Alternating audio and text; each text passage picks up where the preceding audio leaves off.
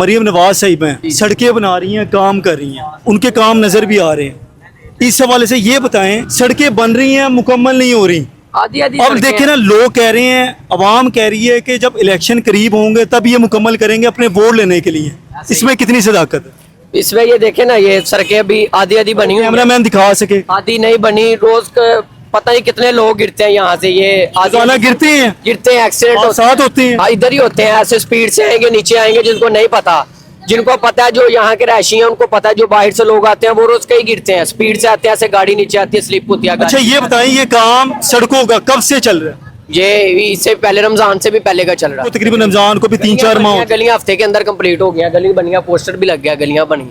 अच्छा ये बताएं, ये काम क्या हो रहा है यहाँ पे? यहाँ पे बस ये पैप डले हैं पानी के, उधर डैम बना है, अब नए पुल पे भी बन रहा है, उधर भी बस सारे रोड ही टूटे हुए हैं। चले आखिर में मरीम नवाज साहिबा को और हुकूमत को क्या पैगाम देंगे, क्या रिलीफ चाहिए इनसे?